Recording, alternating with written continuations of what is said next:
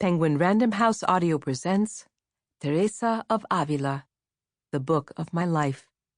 Translated by Mirabai Starr. Forward by Tessa Bilecki. Read for you by Gabrielle, with a forward, introduction, and note on the translation, read by Kathleen Gati.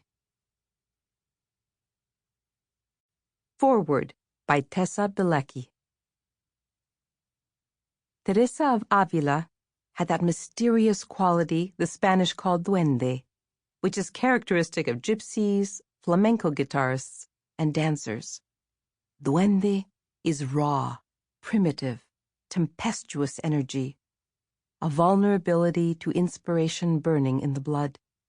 Fiery, wild, and utterly original, duende cannot tolerate neat, tidy categories, cramped forms, or human limitations of any kind. Duende makes us ready to be devoured in the heroic struggle for individuation and genuine freedom. In the Arab world, when duende enters and transfigures any music, dance, or epic poem, the people cry out, Allah! Allah! God! God! How close this is to the Spanish Olé! Olé! Perhaps these cries have the same source, since the Moors, a Muslim people of mixed Berber-Arab descent, invaded Spain in 711 and lived there for almost 800 years. Ferdinand and Isabella finally expelled them in 1492, less than 25 years before Teresa's birth. The Moors left behind not only the magnificent Alhambra, the Red Castle, to dominate the city of Granada and the Spanish imagination, they bequeathed to Spain, and through this country to the Western world, a rich legacy, inherited but not acknowledged by Saint Teresa. Duende is usually associated with artists, musicians, dancers, and poets. Teresa was all of these and more, for she was also a mystic, that is, one who knows God by experience. With the inspiration of duende, Teresa made mysticism into music, poetry, art, and an ecstatic dance with the beloved, while she also walked the path of suffering like every creative genius. Teresa was a prolific writer, a great leader, and a teacher of the art of prayer. In 1970, almost 400 years after her death, she was finally recognized as the first woman doctor of the Church. She also stands out as the only woman in the history of the Church ever to reform a religious order of men. What does Teresa have to do with us in the 21st century? Not many of us can be writers, found a school of spirituality, or reform a group of men. Yet Teresa serves as a vital prototype for a spiritual thrust that is desperately needed in our broken world. Teresa was so vibrant, she fascinated those around her and has continued to fascinate down through the centuries. She was a dynamic personality, wild as a child, wild as she grew from an adolescent into a ravishing young woman, wildest of all as she reached middle age and set out on her quixotic adventures through her native Spain. She was stunning to look at, with shining black hair, beautiful teeth, an unusual face, a figure that was more substantial than slender. She was outgoing, cheerful, charming, and a scintillating conversationalist. People from all walks of life listened to her, men and women, bishops and mule drivers, theologians and laypeople, dukes and duchesses, even King Philip himself. Teresa enjoyed both talking and silence. She enjoyed being alone and having a good time. She was a natural leader. As a child, she had an ingenious capacity for inventing new games and playing the starring role. The knight, the fairy godmother, the martyr burned at the stake. As an adult, she played these roles for real. I was strikingly shrewd when it came to mischief, she confessed. She loved to laugh and laughed often. When she did, everyone else around her laughed.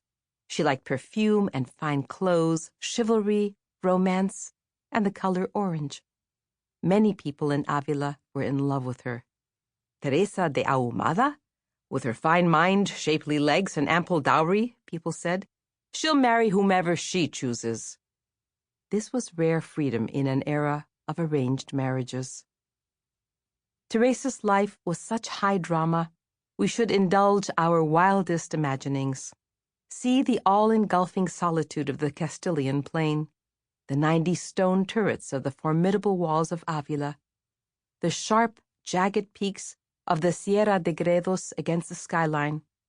Hear the musical sounds of Teresa's voice, as well as her tambourine, castanets, and drum, which she played even as a nun. Imagine sitting down with her for a good visit, basking in her wide embrace, her gaiety, and the depth of her wisdom. For Teresa was a woman of substance as well as charm.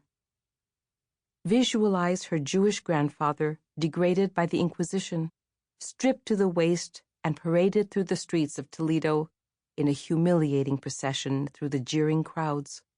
Her 5 brothers sailing to South America and fighting for the conquest of Peru, Colombia, Argentina, Ecuador, and Chile. Her beloved friend and helpmate, St. John of the Cross, escaping from his 9-month imprisonment with the help of the Virgin Mary and a mongrel dog. Imagine the beautiful black-eyed Teresa at a party, at prayer, or doing penance, laughing over the lizard that crawled up her arm and landed in the face of her friend Antonio Ruiz, weeping over the death of her beloved father. It seemed my soul was being wrenched from me. Or composing little verses to sing at celebrations. Watch her travel back and forth across the Spanish countryside in a rickety covered wagon, joking with her rustic muleteers, or giving astute spiritual guidance to the wealthy merchants who often accompanied her. See her captivating half the men in Spain, including the king, not as a young, eligible girl, but as a middle-aged mother-foundress, la madre fundadora, who needed help from high places and got it, but not without paying the high price of pain. Teresa was an earth mother and an earthy mystic, a poet and a brilliant administrator, a shrewd politician and a faithful friend, who walked a dangerous tightrope between the polarities of life, yet held the delicate balance between human and divine, fast and feast, ecstasy and common sense. Reading the lives of spiritual giants, I am often frustrated by the polished accounts of their eventual transformation that tell me almost nothing about the arduous years it took to get there. That's why the raw and unwieldy life of Teresa is so refreshing. This book is the memoir of a life in the middle of unfolding, explains Mirabai Starr, a story of the coming of age of a mystic. We learn how to cope with our own struggles when we see how Teresa struggled with hers, a raging addiction to romance novels, falling dangerously in love, 18 years of aridity when she never dared to pray without a book. How can we not identify with Teresa when she admits so humbly that she gets so angry she wants to eat everyone up without being able to help it? Teresa did not become an integrated human being all at once, any more than we do. Her transformation was a gradual process that took her entire lifetime. And like us, Teresa made many mistakes, some serious.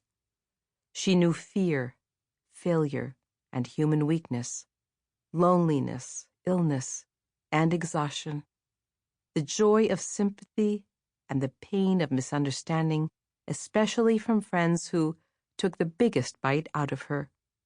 Before she could soar like an eagle, she had to crawl on her belly like a snake, literally, as she slowly began to move again after an excruciating paralysis that lasted 3 years.